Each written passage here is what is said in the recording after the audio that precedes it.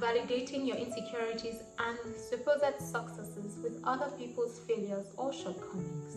When your brain or psyche resorts to defamation or criticism in the face of a friend or an acquaintance's achievements, it creates an illusion of self-success. By shielding the inadequacy you feel within yourself and rerouting it to exaggerating one's own superiority in unrelated domains. So if your friend bought a house or a car and your instinctive response is, well, I'm prettier than her, or the money came from a man anyway, it doesn't invalidate her success. You, on the other hand, are exhibiting a common defense pattern rooted in ego preservation, insecurity management, and competitive social cognition. So it is not a character flaw, but it can become a character flaw through jealousy and envy. Hi, welcome to Tales with Joannieyvette, where we bring light and truth to the neurobiological and psychological processes that govern human behavioral patterns. Grab a coffee, water bottle, or food, because it's about to be a ride. Welcome. Let's delve right in. So, when you weaponize others' supposed failures to soothe your insecurities, it's a reflection of an unhealed fear that you do not matter unless you're winning. But true success is quiet, internal, and deeply self-accountable. It doesn't rush to invalidate others. It learns from them, celebrates with them, and builds upon its own lane. So one of the very first ways this attitude is built is through trauma-induced self-protective narratives. Yes, trauma is often at its root. You know, a lot of us grew up in environments or homes where you had to outperform yourself or siblings in order to gain validation or approval from your parents. Now, this can be seen in intelligence, where one child is said to be more intelligent than another, and a child who is supposedly less intelligent is generally artistic, good with their words, can draw with literature, but they may have to forgo all these and end up betraying themselves by having to study hours upon hours to measure up to a 19 average in sciences, chemistry, physics, biology. Meanwhile, they could have a 5 on 5 or 20 on 20 cumulative GPA in their respective area of excellence and art. We can also see this being manifested in the beauty standards we grew up around. So many cultures, especially in Africa, reward and treat better the light-skinned child.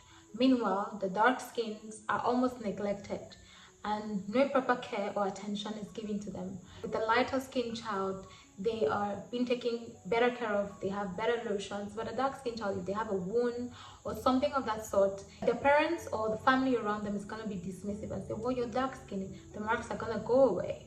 And this builds an inner conflict within the dark skinned child, and they turn to overperformance, where they have to probably study hard to have good grades so their parents could at least have something to celebrate them for.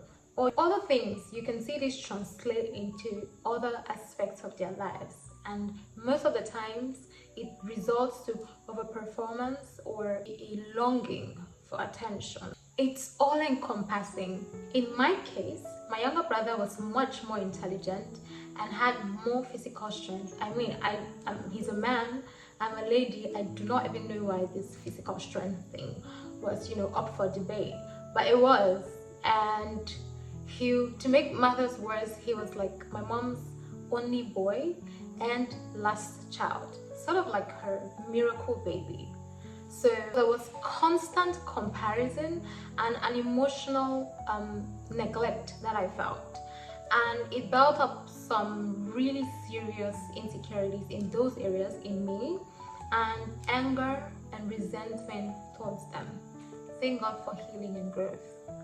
But this is the reality in most African homes, unfortunately. The second way this is birthed is through identity crisis, insecurities with identity and attachment wounds. Besides the examples I gave earlier, if a child grew up with absent parents or a dysfunctional father or mother, or just a dysfunctional home in general, or parents who didn't take time to affirm this child, or were too busy maybe going after the paper, the child grows with lack of self-esteem. They don't know who they are, they do not believe in themselves, they do not even know if they can take on the world by themselves. They do not believe in their dreams or know if it is even possible of attaining these dreams. Sometimes they do not even have the ability to dare to dream. Or they were constantly bullied during childhood for maybe how they looked, how their family represented itself in the society, or for something so insignificant, maybe their speech. It could be a number of things. And so they develop these insecurities, and there are three main types of insecurities I'm going to define here. The first one is achievement insecurity. So if I do not succeed as much as others, I am not good enough. The second is attachment. If I do not get as much attention, validation, or approval from people the way another person gets, I lose my value. Or if I do not get richer or an upgrade in my status, whether financially, in relationships, or just social status in general, I'll be abandoned or lose my value, like I said earlier. And the third is moral superiority bias, where you feel like because you're morally upright or have better values than another person, you supersede their importance in society. So you always work towards doing what's right, not for the fact that you're trying to live right by yourself and by the Lord, but in order to catch up or be considered better than other people. At its core, this behavior is often an unconscious reaction to shame or against shame. When you see someone succeeding in an area where you haven't been able to conquer, or something you deeply desire but haven't been able to acquire, it triggers some sense of inferiority or existential failure. And failure has aspects of shame attached to it. In fact, one of our biggest fears in life is failing in front of others. So instead of sitting with the discomfort or asking ourselves the painful questions like, why not me? Your psyche flips into deflection and says, well, I have this, to counter the feeling of failure or shame that you already feel. And that is a shame-based comparison, because you are using someone else's perceived flaw to momentarily escape your own shame, your own reality. So the fourth way this is best is in people with inflated or fragile egos. It is a marker of an identity that seeks relative superiority instead of a stable self-acceptance. And so the question in your mind is not, am I true to myself? It flips to, am I ahead or better than others? So you would see this behavior show up as narcissistic defenses, but that's not because the person in question is a narcissist, but because they are trying to deal with layers of unhealed childhood traumas. So the neurobiology of this process is explained by activation of the amygdala and threat perception. So the amygdala, which is the center of the brain which is responsible for emotional responses like fear or perceived threat, is gonna be activated in the face of this achievement by another person and interpret the success as a symbolic threat, even if it's not. It's not a threat to survival, it's a threat to social relevance, beauty, and identity. In response, it's gonna trigger a mild surge of cortisol, which is the stress hormone, from your hypothalamus. Your hypothalamo-pituitary axis, where you have the adrenal cortex, the pituitary gland, is gonna release this stress hormone and cause restlessness, anxiousness, and even silent resentment most of the time. So it's all of metabolizing that discomfort into introspection and telling yourself that this is your process and it's gonna happen for you in due time. You reroute it to criticism or defamation to protect you from shame or feeling unworthy. And sometimes your prefrontal cortex, which is responsible for planning, logic, and judgment, can rationalize envy into dismissiveness. And that's why you hear people saying stuff like, well, at least I'm prettier, at least I have a husband, at least I have a house, at least I speak better, at least I look better. It's a cognitive reframe to bring back an internal balance, since you are being distorted from your resolve, which is not truth in the first place. Other times it's your dopaminergic systems, because humans are wired to pursue status and reward. And so in the face of a threat like this, the only way the brain turns to preserve that dopaminergic reward that you get from being at a certain level in the social ladder is by changing the narrative, so you do not feel less of a person or unworthy. And this is so dangerous because it creates impaired self-worth, because instead of dealing with or addressing your core insecurities, you reinforce them with the deflection. And then down the line, you're unable to face your own fears and limitations with maturity and dignity. Your authentic self is eroded.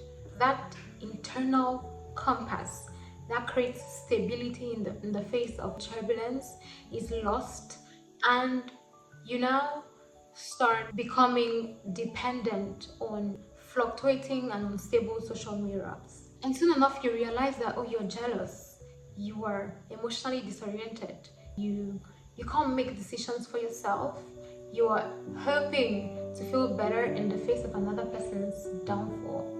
And stunted vision, because it creates a ceiling to how far you can dream. You no longer are comfortable with minute steps or recognize that growth takes time, and your process is different from another's, where you're headed is different.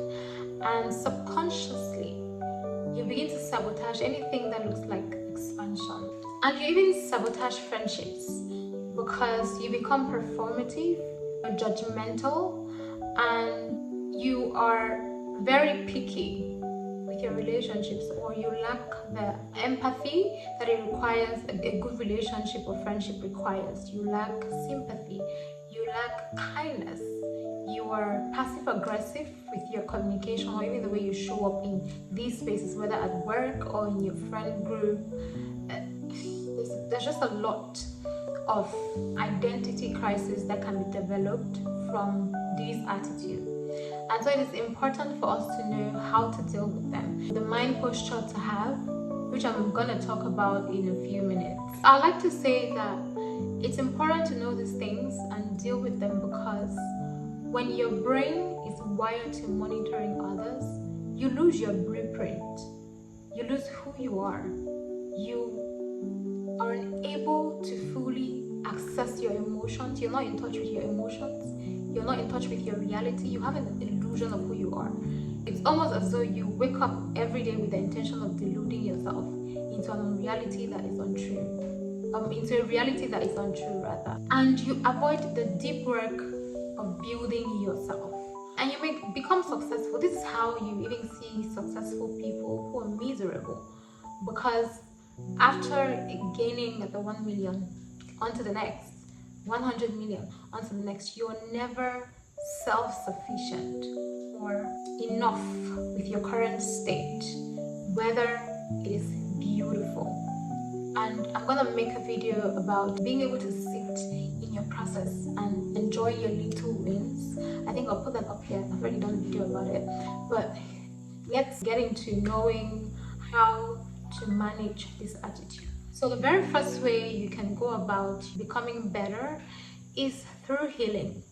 As cliche as it may sound, healing the inner child who thought that performance was the gateway to validation or approval is very crucial. Heal through trauma-based therapy, or just sitting with yourself and telling yourself that, you know what, I can't do this, but it doesn't mean that I'm not valuable. I'm not intelligent in mathematics, but it doesn't mean I'm not valuable. I'm not intelligent in arts, it doesn't mean I'm not valuable. I can't sing, doesn't mean I'm not valuable.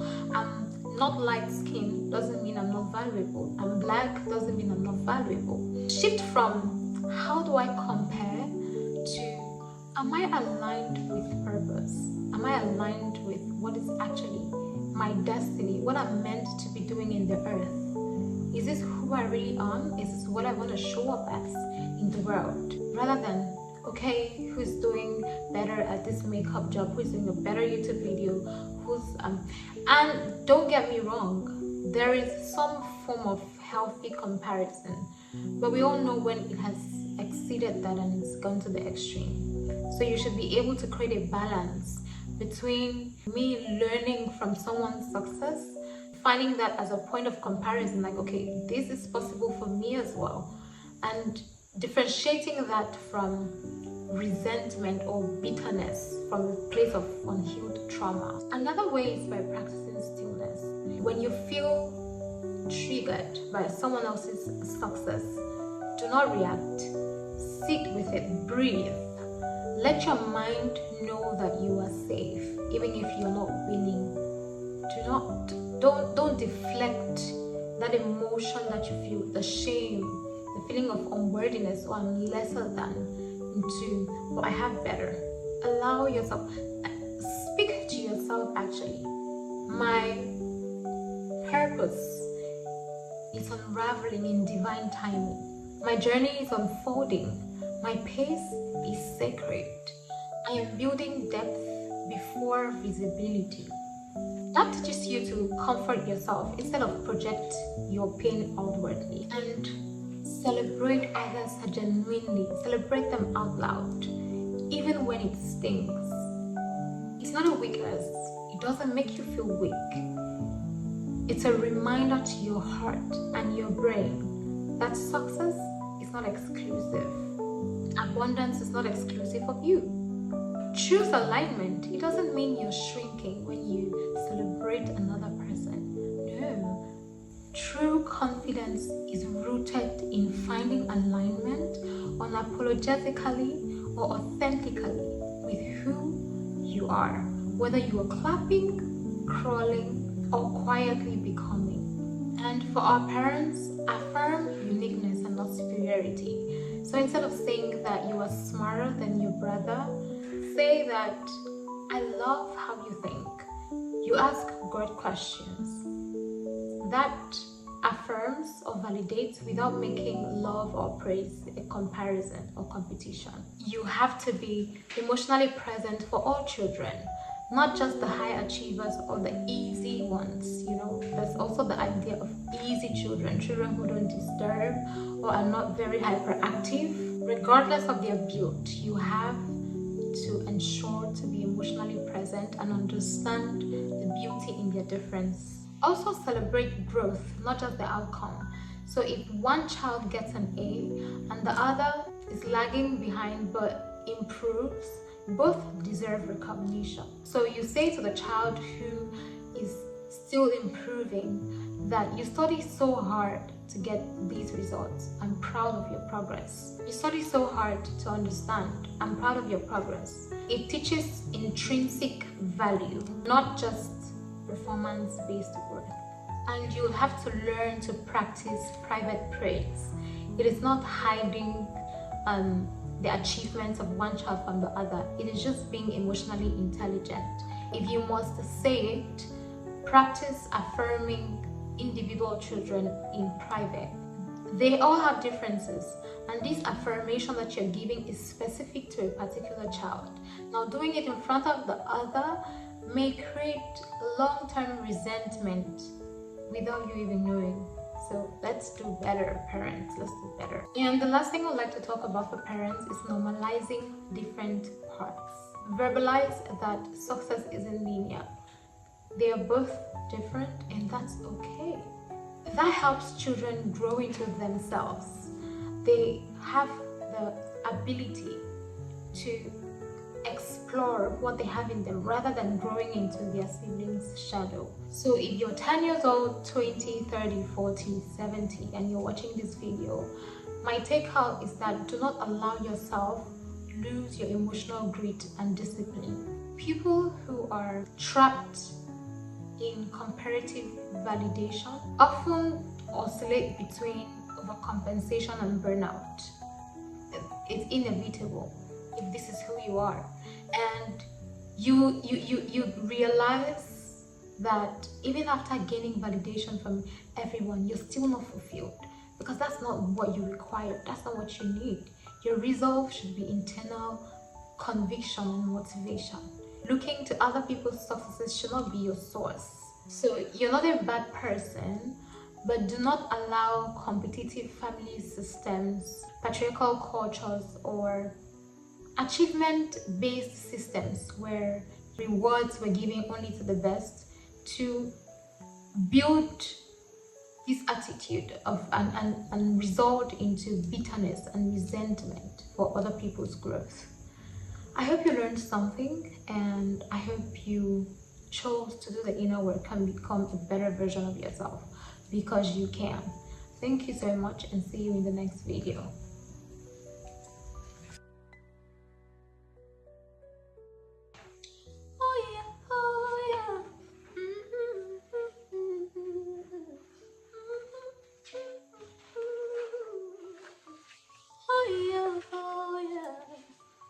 I don't really know your last name, but you got me going on. And I don't really know your last name, but you got me going on.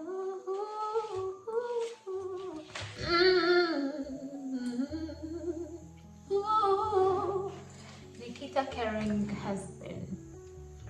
Oh my god, she's so good. I don't really know your last name, but you got me going on.